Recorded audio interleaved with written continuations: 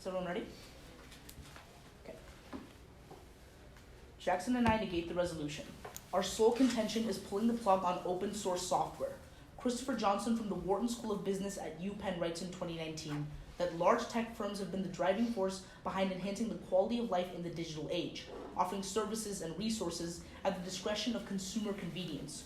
Google and Facebook offer services for free to consumers, while Amazon, Microsoft, and Apple are locked in a price war for cloud computing, offering the best experience and price for the public. This is because Lowry from the University of Virginia in 2019 explains that large tech firms retain mass amounts of capital, allowing them to prioritize consumers first. Problematically, enforcing antitrust regulations would directly drain technology giants of this capital in two distinct ways. First is extracting financial settlements. McAfee of Caltech writes in 2004 that firms attack rivals through the strategic use of antitrust lawsuits designed to extract hefty financial settlements. Empirically, these federal suits are financially destructive to tech companies. Lore of the New York Times in 2009 finds that tech giant Intel resolved an antitrust suit against its rival AMD for over $1 billion. Antitrust litigation allows financial settlements to continuously compound, as Levine of the Business Insider in 2015 writes that if a single plaintiff who is filing a suit believes the settlement is too low, tech firms are forced to increase their offer, allowing for financial exploitation. Second is plummeting investment. Biddlingmeyer of the Cato Institute in 2001 explains that antitrust cases increase uncertainty and lower expected financial returns for investors. The uncertainty of legal rulings spooks investors, causing them to pull out of the market. Biddlingmeyer quantifies that every additional antitrust suit against a company reduces investment by $1.7 billion. Empirically, this is true, as Kinsella of The Street found that immediately after the Supreme Court ruled against Microsoft in the landmark antitrust case, the company's investments plunged. For these two reasons, every case of antitrust litigation against technology giants would have crippling financial repercussions. Worryingly, affirming magnifies this consequence further, as McAfee writes that antitrust suits, uniquely enforced by the federal government, often bring a swarm of private plaintiffs, multiplying the effect of draining capital. This loss in capital has a devastating effect on open source software, which is software that is free and publicly accessible for developers or corporations to contribute and learn from in all aspects of digital tech. Rowley from the University of Chicago in 2017 confirms that absent capital flows, large tech firms would be unable to support the continued development of open source software, as they would isolate resources on profitable initiatives, triggering two impacts. The first is destroying small businesses. Open source projects are helping small businesses all over the world to save time and money. Gregory of the Balance writes in 2019 that because open source requires no financial investment and frequently has the flexibility to fit perfectly with the business owner's needs, small businesses have thrived off access to the open source. For this reason, Razavi of The Guardian in 2016 writes that 78% of small businesses utilize open source software to stay afloat. Halting the development of open source projects would subsequently endanger the viability of small businesses. This is devastating, as Nagal from the University of Southern California in 2017 writes that every 1% increase in open source usage increases capital to small businesses by $100,000. The second impact is entrenching poverty. Fuhr from the Technology Innovation Management Review in 2010 writes that free and open source software is key to fighting the largest problems facing humanity. Matheson of MIT in 2016 confirms that the spread of open source financial services by Microsoft has helped raise 194,000 Kenyan households out of extreme poverty. However, there is much work to be done, as the IFMA in 2017 finds that open source programs developed by technology giants like Microsoft could exponentially financially impact 2 billion people in developing nations. Thus, we negate. Can I see Rowley? Yep.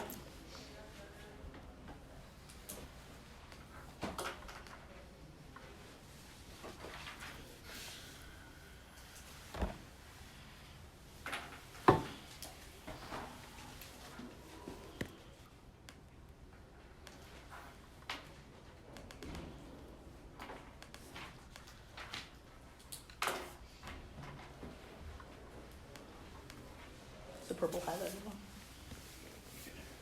Can you underline what you, oh, It's bullet underlined, yeah.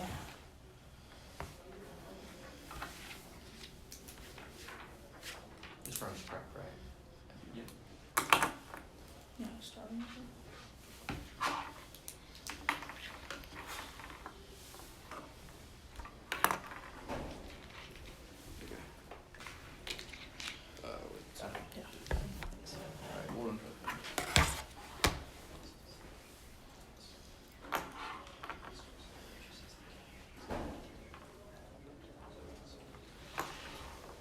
was 27 in total. Is that right? Yeah. I can't click at the same time. Oh, okay, yeah. You're good.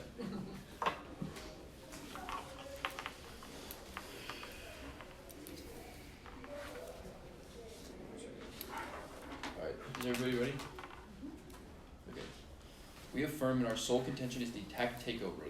Nats19 of the Harvard Business Review writes that tech giants, namely Amazon, Facebook, and Google, are using their power to transform the American economy, integrating themselves in every industry, with things like healthcare and agriculture already being taken over with internet-based devices. The Global Internet Report 19 finds that this expansion of large tech monopolies is creating dependency on a few powerful economic actors who will soon take over the global economy.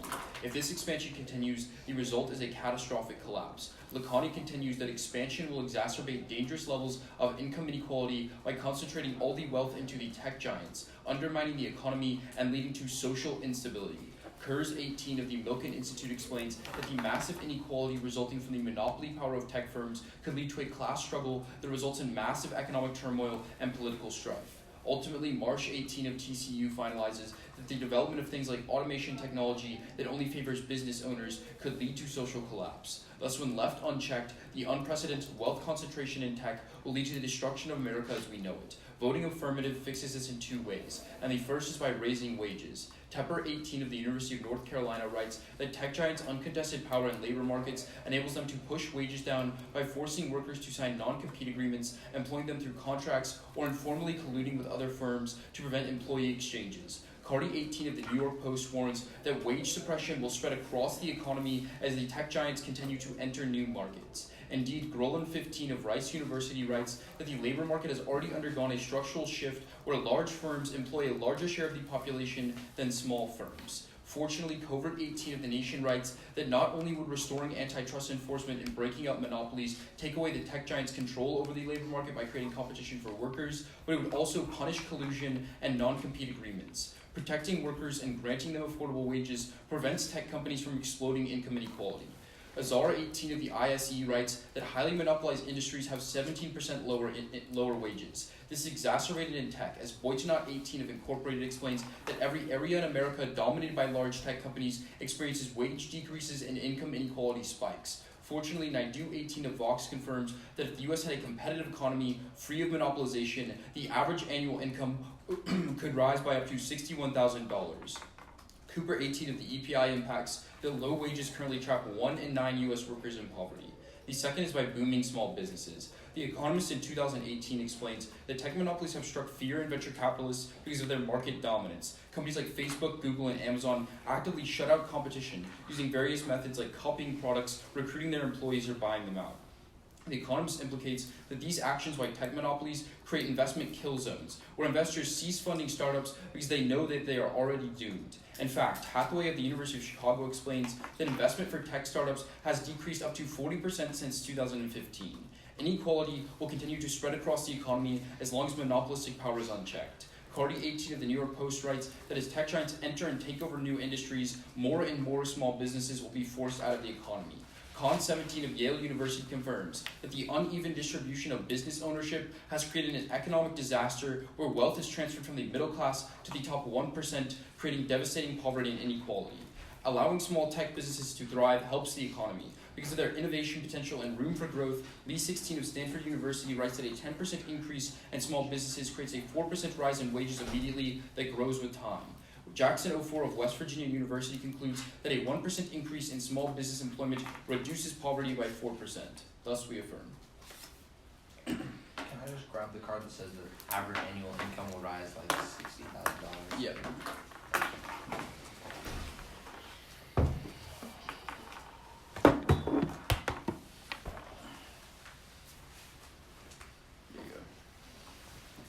Awesome. You guys can do You know if you start cross or do you want Can you use prep while it's looking at Yeah, it? sure.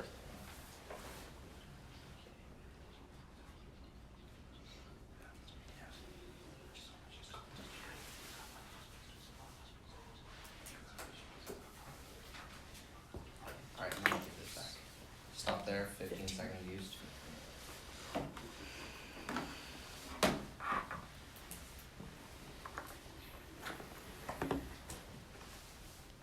Is everyone ready? Okay. Let's start on wages. Are lower wages a violation of antitrust? Are lower wages what? A violation of antitrust. No, we don't So say what's the link? that. Our argument is that because they have a monopoly, they also have a monopoly over the labor market, which means that only workers in the tech industry can go to one of these companies, which means that they are locked into going to one of these companies, so they can't compete with other workers and be like, hey, no, if you don't give me this wage, I'm going to go to another company. So that means they get lower wages. So when has empirically, like any example, has antitrust increased wages? Standard Oil. Standard Con Oil. 17 That was in says- 1910, right? Yeah, 06, but yeah, around Okay, there. 1906. So that was over 100 years ago. Can you give any Wages example? still work I don't the know, same like way from 1906. They didn't change. We still pay people money. Like, right, but can you give like did Microsoft increase wages? Did like Microsoft Apple? didn't get broken Google up. is facing like antitrust in the EU right now. Are they increasing wages? Like Google didn't get broken up also. oh, so you're saying that these companies will get broken up, correct? Yes, the Con 17 evidence says that if you break up the monopolies, you create a redistributive effect across the economy where wealth is redistributed. Okay. Okay, so how does open source reduce poverty? Yeah, so open source reduces poverty in, well, the distinct way we talk about is through money mobile services. Right now, Microsoft has released open source projects inside of Africa. What they're doing is they're teaching financial literacy and allowing people to handle their finances, which they didn't have before. The reason this is important is twofold. One, because these How do you handle finances if you don't have any money in the first place? No, it's financial literacy. That's the argument. It's that people can make money, but they don't have the literacy on how to like expand their investments, right? Okay. That's what Microsoft is doing. Can I ask you a question now? Yeah. Cool. So I want to go back to small businesses here. So you said that there's a kill zone happening right now. Mhm. How many businesses are in the kill zone every year? I don't know. Cool. So there are 4% of all mergers that are in the kill zone. So in that case, Wait, I think you're misunderstanding what the kill zone is. yes, the kill zone is when companies are bought up immediately for a lower value than what they're. That's not what it is. What is the kill zone? So The Economist says that the kill zone is because venture capitalists already see that startups are going to die or get bought out. Sure. So they stopped investing in them. The kill zone is not that they're physically bought out, but that venture capitalists are worried that they will be. So they've stopped investing into startups. Sure. So how large is the problem is my question. They've decreased by 40% since 2015. The amount of small businesses have? The amount of investment in tech startups, yeah. Okay, and what's been the effect of that? The amount of small businesses has gone down. Okay. Okay. So you say this rally. What is the rally evidence that I asked for? The say? rally evidence explicitly says that companies need to generate excess revenue No. for. Yes. The rally evidence says that communities have come together to recognize the need for open source and they've made revenue for Yep. it. It does not say anywhere that antitrust will stop open source. No, Rowley says that there are two portions of open source that drives it. No. One is a community that is dedicated to open source, and second is the need to generate Okay. revenue. So what okay.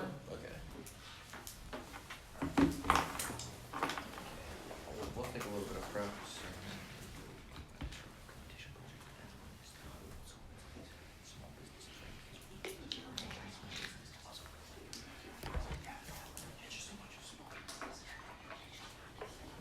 Alright, we'll stop there. We have 15 seconds each about.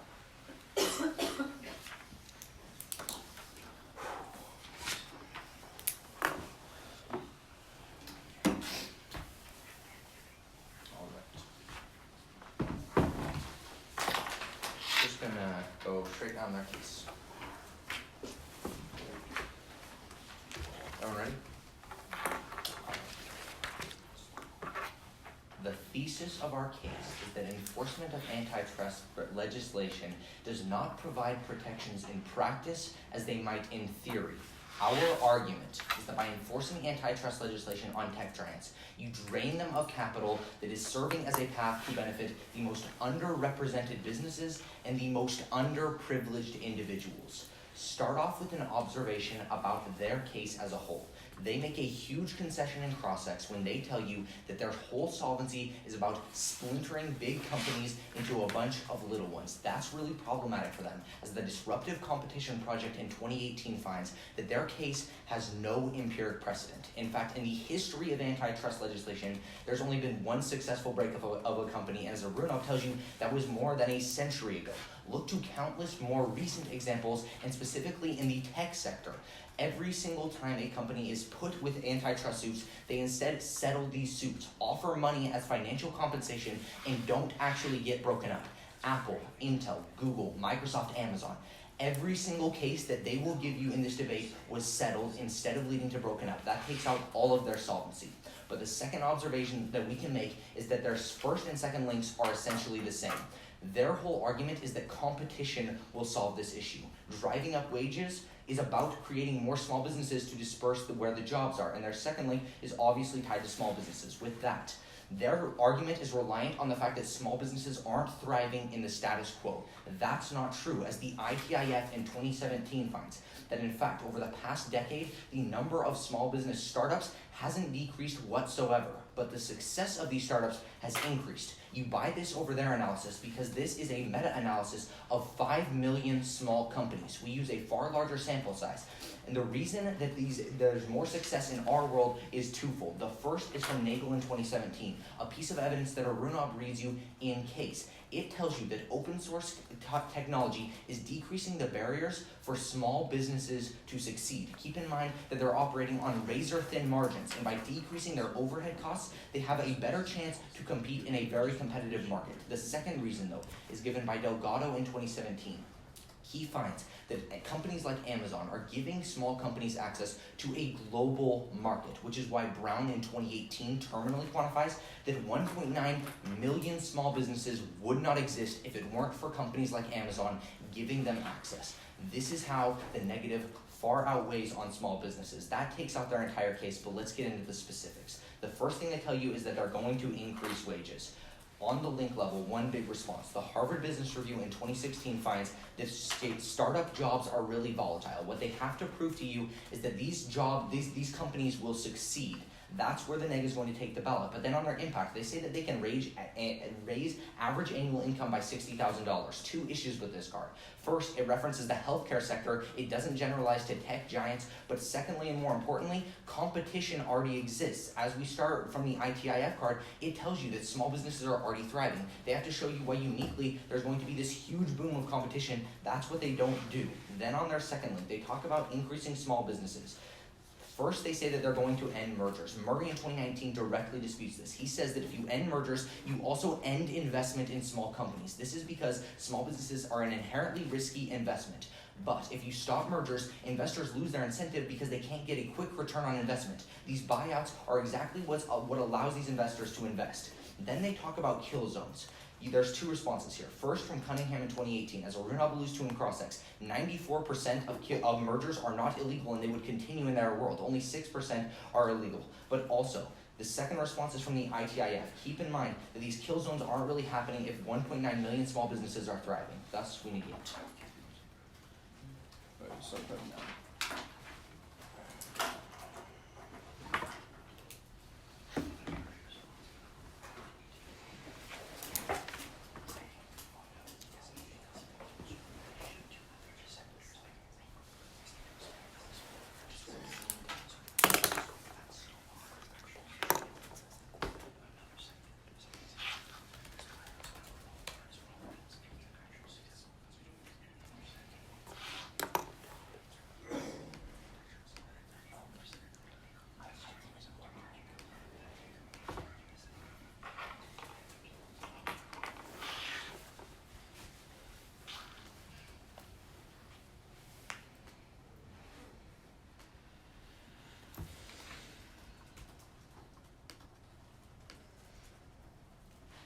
That was 53, so plus 27. 1 minute and 20. So it's going to go our case responding to the rebuttal and then their case. Everybody ready?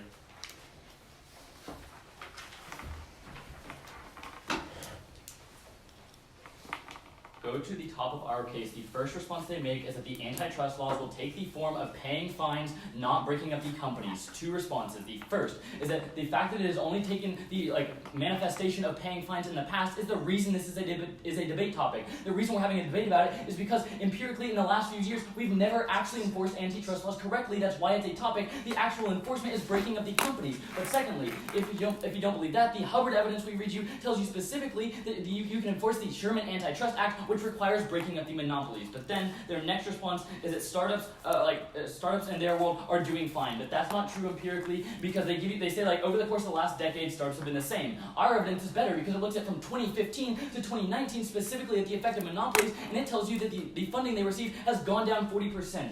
Then they tell you that small businesses rely on these big businesses and open source code. One, open source doesn't cost any money to publish, it's just sharing your data for free, which means that small businesses still have access to it. But two, they tell you that they rely on platforms like Amazon. That's really bad for them because Amazon also uses anti-competitive practices to shut out their competitors. They look at the prices their competitors are selling at on Amazon and then use things to lower their prices of Amazon Basics to always beat their competitor and drive these small companies out of business. But then, their next response is that they tell you startup jobs are very volatile, so they don't have good wages. It doesn't matter if they're volatile or not, it's about the existence of them in the first place. Because even if the coder still works at Google, the fact that Google had to make sure that they get the employee, not a different startup, means that they had to pay that employee more, which gives us access to wages still increasing. But then, let's go to their case.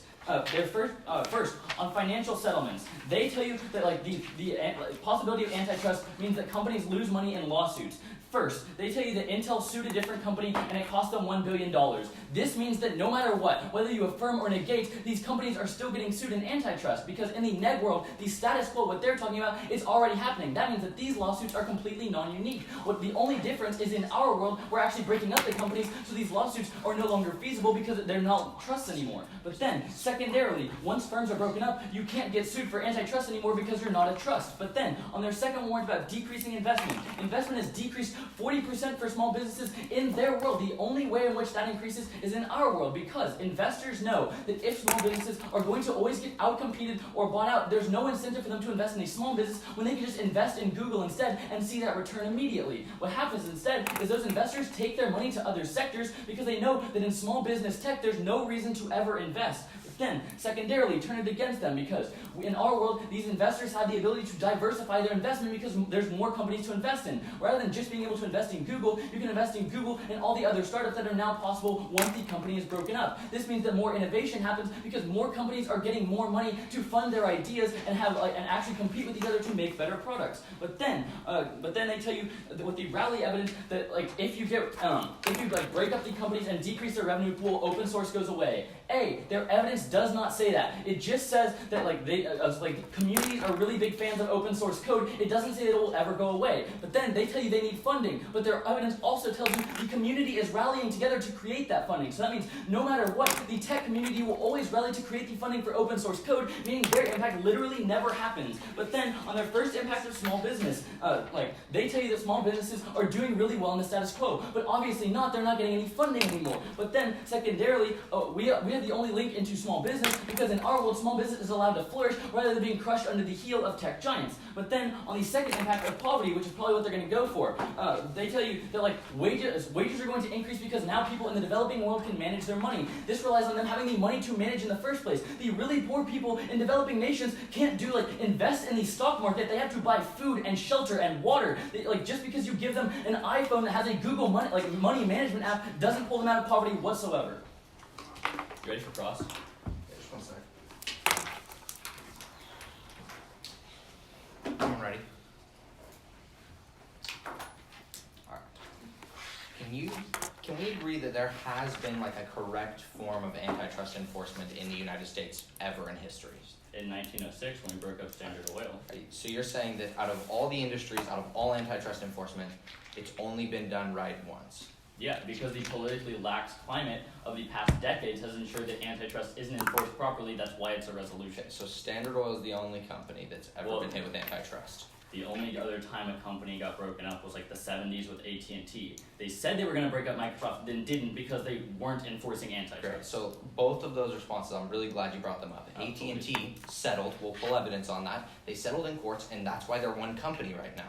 The other example, Microsoft, they got sued by the federal government, and then they appealed the decision and settled out of it. That is literally two our empiric precedents. You give those examples, that is my entire and we show point. how they tie into our case. You can have a question. Okay, I'm just going to talk about what you talked about. Our entire point is that since they had the ability to settle, rather than having the law enforced, is why we're having this discussion, because they've never been enforced. Does antitrust law say that you cannot settle a case? The Sherman antitrust law requires that the companies are broken up if they violate the law.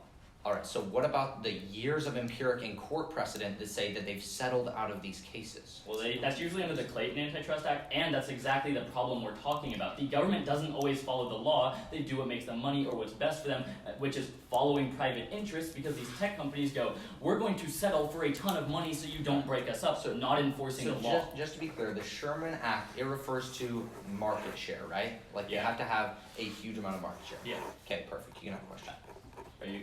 My question is, are you going to bring up market share in summary? Because I don't think that's fair for us to have to talk about that. I mean, it's that first late in our summary. round. If it ties into our front line, we can. Okay, that's fine. You want to write it? Yeah, sure. So on your case, you talk about, you make this response, you have like this 2015 to 2019 about Yeah. monopolies, right? What's the sample size on that? You can see the card after. Alright, perfect. Like, okay. Okay. We can see Okay. that, as long as you have that. Yeah. Yeah, go for it. Okay, so if I'm like a poor farmer in like rural Uganda, how am I gonna get access to like a stock market to invest in, and B, the technology from like Google to let me manage my money? Yeah, I'm glad you bring this up. You super mishandle this. The I argument. misunderstand it, I think. Okay, so the argument about open source, there's this technology about this open source technology. It's about financial management. So people in like poor countries, they're getting access to this, and it allows them to manage their finances. It's as simple What's as the that. definition of poverty? What's the definition of poverty? Yeah. I mean, It's like an inability to pay for basic necessities. So if you're in poverty, you don't have Right. excess money to manage. It goes Right, to then we would argue food, that this financial water, management shelter. allows them to better manage and like better spend their money so that they can get the most out of their money and be They lifted buy above that. food. Like, how do you better buy food? They're not like going to Whole We'll Foods. get They're into going to some. their local like market. Let's start our prep now.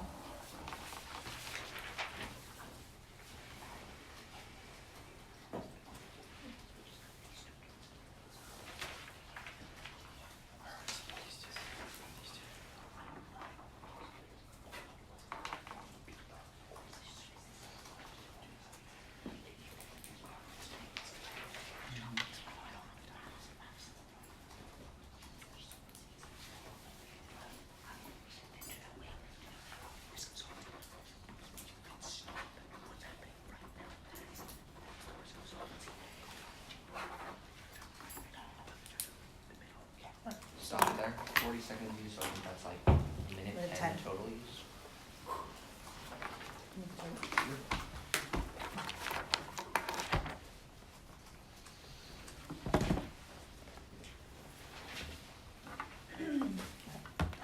It's going to start on our case, then move to theirs.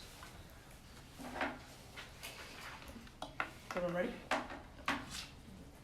Remember the thesis of our case. Antitrust does not work in practice as it might in theory. With that in mind, start by extending our Lowry evidence. It says that big tech is uniquely the one that is pushing these open source and free initiatives. That means small businesses will never get access to that. That goes cold conceded. The link that we're going to go for is on settlements. The only thing that they say is that it doesn't matter if they're being sued because they have to go, the settlements are going to be enforcement like directly through the Sherman Act. Here's the problem. Number one, Jackson brings up in Crossfire that in 2001 when Microsoft was sued, enforcement happened, but they appealed after the court case, which means that settlements occur even in the world once enforcement happens. But secondly, there is no empirical precedent for this case. You prefer empirics over their anecdotal evidence because empirics, one, prove what will happen in the past will happen in the future on same court cases, but second, their only empiric precedent is 1906, which means that there is no reason to buy it on time frame. Then, that gives us access towards the McAfee evidence, which says that when the federal government is uniquely the one that is enforcing, they're going to be the ones that are going to cause multiple private plaintiffs. All they say is that people are litigating in the status quo from private companies. That's our argument. Private companies can sue right now, but when the federal government does it, private companies see that they have backing from the Department of Justice to further sue. That's what causes the draining effect. That gives us access to the Rowley evidence. The only thing they say is that our evidence is reverse causal. The problem here is that Rowley says you need to develop the software, not release it. Because if you're not developing software, you don't pull people out of poverty. That gives us access towards the impact on poverty. They only say that people can't invest in poverty, like invest in stocks in the world. But the Matheson evidence directly contests this. He says that 194,000 people have been pulled out of extreme poverty. It's financial literacy. It's extremely logical. There's no reason that you should buy certain anecdotal responses. On their case, there are two terms that completely drop their case. The first one is on Murray, which goes clean dropped in summary. Do not let them extend it. Murray says that when you cut off mergers and acquisitions, which is what antitrust is, venture capitalists do not invest anymore. This one means that wages don't go up because they don't have the capital, but two means that innovation doesn't happen targeting small businesses. The second one is the ITIF. You prefer the ITIF for two reasons. One, it's a larger sample size, but two, their evidence is concentrated on time frame. Ours is over a larger period. Thus, we negate.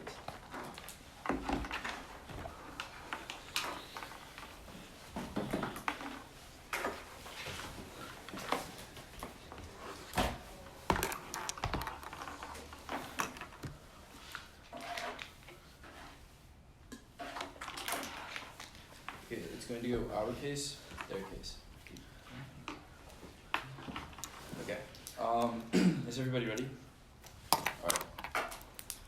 At the top of our case, we tell you that the tech giants are integrating themselves in every aspect of the American economy, and soon they will take over every single industry and soon dominate the global economy, where the globe is dependent on a few powerful economic actors. And our second reason about booming small businesses, we tell you when they take over every industry and expand, that means that small businesses can no longer thrive because investors move out because they see that they will no longer succeed. We say that this is really bad because it makes an uneven distribution of business ownership, which concentrates wealth at the top and transfers wealth from the lower and middle classes. We tell you that every single time there's an increase in small businesses, empirically it increases wages and reduces poverty. Their first response here is that startups haven't decreased. The reason you prefer our evidence that says they decreased by 40% is because it specifically isolates for the startups that are in the same industries as the tech giants like Facebook and Google. Their evidence is just general about the entire industry. That's why our evidence is better. But the Cardi evidence says specifically when these tech giants expand into every single other industry, the same thing will happen in other small businesses and those industries will fall as well.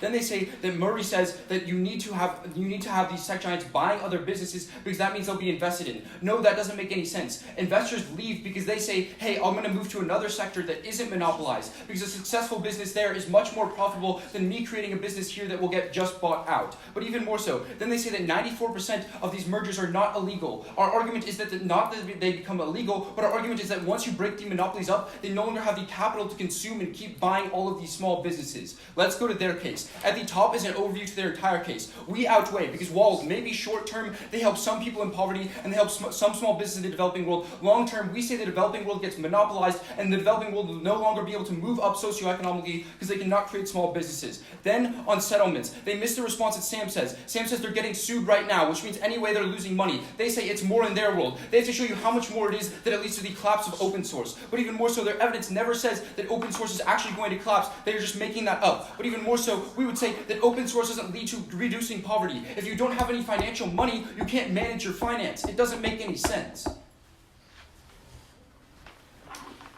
Okay, do you mind if we start off? Yep. Okay, I want to ask you about that overview you just read.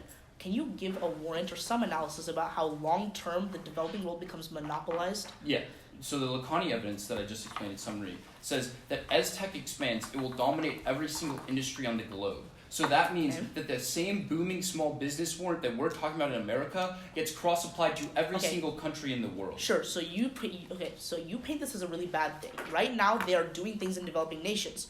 Are those good things or bad things? I said short term they may be helping them, but long term, whenever these tech giants soak up every single industry, that just means developing nations can never create small businesses and move up socioeconomically. But so if you might have some short-term business, some short-term benefit if we buy your entire case. So just to be clear, all of your solvency is built around the idea that you're just going to have more small businesses, yeah? Yeah, people can own a business. Yeah, because if Google owns all of the business in all of Africa, then Africa's never going to be able to join the developing world because they don't have any of their own business. But can we ask a question? Go for it. Okay, so let's talk about the idea of enforcement. Okay. Alright, let's talk about this through the lens of an analogy. If my mom punishes me and says she's going to take away my phone for staying out too late, and then she takes it, but she gives it back the next morning, that's not enforcement, right?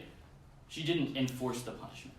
If she says she's going to take it away for 2 weeks, and then gives it back to me, that's not enforcement, right? Enforcement is your mother telling you that she's going to take away your phone and you arguing back that you're not going to let her do that. That's just not what enforcement is at all.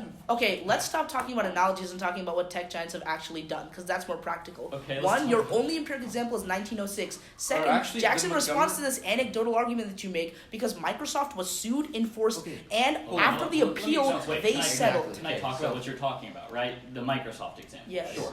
They said, we're going to enforce the law and break you up. And Microsoft said, no, you're not going to enforce it. And they said, okay, because Microsoft gave them money. That's not enforcement. Microsoft went through litigation and they settled after the appeal. Right. If the status quo was enforcement, Why would we be having this debate? Yeah, could you say Because like, it's the federal- There's enforcement of the status quo. 2001 isn't the status quo. But What's get back to changed this since then? Microsoft example. They were told to break up, and then they appealed the decision. and then they Your raised it analogy yes to or the whatever appeal, doesn't- that's not enforcing it. That's not enforcing the breakup. That's how the court systems Okay, work. but- well- People can appeal No, the but that's not decision. enforcing the actual Okay, Sherman Antitrust there's Act. two problems here. One, enforcement in your eyes, I get what you're saying. It's just like the bill goes in immediately. Microsoft responds to that. But second, the enforcement that you're going for, right, is this idea that they cannot back out of it later. Our argument is that empirically, when these companies have filed suits, even in the case of Microsoft, the landmark antitrust case, which by the way was enforced by the Department of Justice or your the actor, Department of Justice they- went back and said, Our- hey, we're not going our- to split you up. Yes, anymore." Our and that argument is what was that happens. the lack of follow through is not enforcement, see, and that's the why problem it's a is topic. you evaluate the round through a realistic lens. If that is the problem, then that's how you go for The it. problem is Okay, you got a question. That's I it think this that's time. Start time now.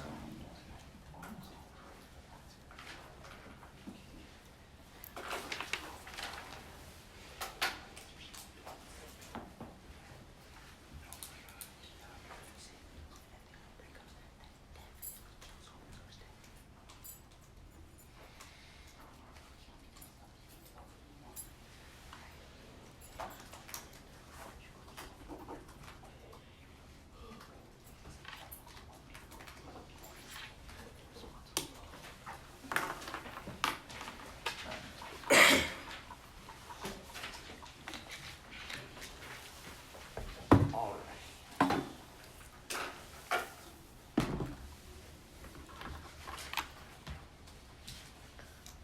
Everyone ready? It's gonna start off on the app and then flip over to the next.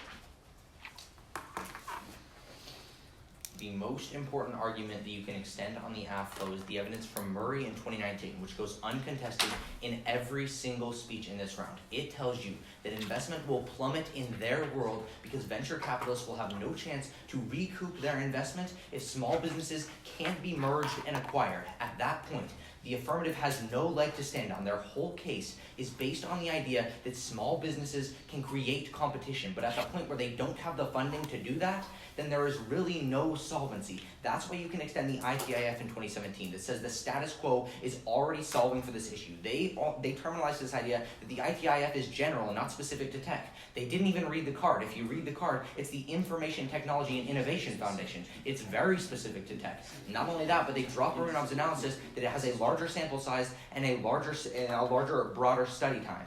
Overall, you can analyze that and you can understand that there's no risk of solvency on the affirmative because investment plummets in their world. We're already solving the issue. That leads us into the negative case. The reason that you vote for us is on open source.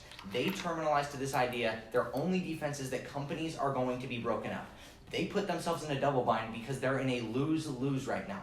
Either you buy our interpretation, what's happened every single time antitrust has been enforced in any sector of the economy, and that's that companies appeal and settle. But even if you don't buy that, let's assume that companies are broken up. Investment plummets, and now we don't have big companies doing open source. Their own argument isn't actually defense against our case. That's because a breakup still gives us access to the Rowley evidence. A breakup of a tech company still means that they lose capital. Rowley tells you that when they lose this money, they will have no ability to keep doing open source. So no matter how you interpret the round, even if you buy everything that they say, you still give us access to our impacts. That's why you can extend the IFMA in 2017 card, which tells you that right now 194,000 Kenyans have been lifted out of poverty, and there's the potential for 2 billion more, but the only risk of stopping this is by voting for the affirmative, thus we negate.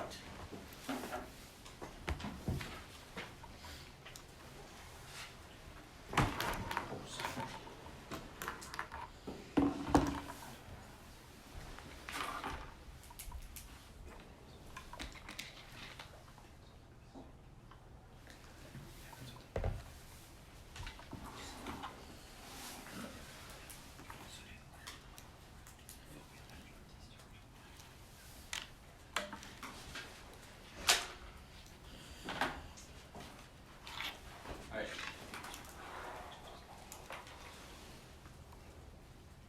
So it's gonna start off on what enforcement means, and then it's gonna go our case and then their case. Is everybody ready?